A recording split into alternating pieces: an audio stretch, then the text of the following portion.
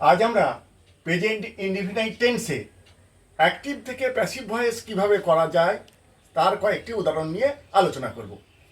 প্রথমে I play football, এটা আমাদের অ্যাক্টিভ ভয়েসে আছে।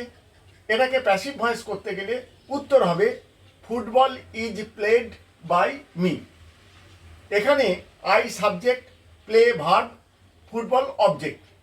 অ্যাক্টিভ থেকে প্যাসিভ করতে হলে অবজেক্টই সাবজেক্ট করতে হয়।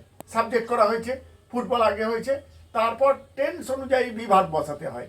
এটা প্রেজেন্ট টেন্স থাকায় ইজ হয়েছে, তারপর মূল ভার্বটির থার্ড ফর্ম অর্থাৎ পাস্ট পার্টিসিপল হবে, এখানে পাস্ট পার্টিসিপল প্লেড হয়েছে।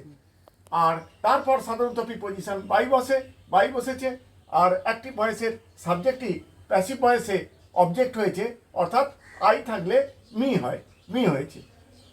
2 নম্বর উদাহরণ হলো he eats rice. Third person singular নাম্বারের জন্য ইটের পর এস হলো। উত্তর হবে rice is eaten by him. এবারে 3 নম্বর প্রশ্ন হলো I do not write the letter. এটা নেগেটিভে আছে। উত্তর হবে the letter is not written by me. এরপর আরেকটি উদাহরণ দিচ্ছি, সেটা হলো ইন্টারোগেটিভ সেন্টেন্সের। সেটা হলো do you see the bird.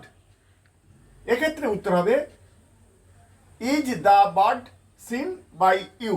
একই রকম নিয়মে হবে, শুধু ইন্টারোগেটিভ সেন্টেন্স হওয়ায় ভার্বটি আগিয়ে বসেছে। সে কারণে উত্তর হলো is the bird seen by you. Thank you.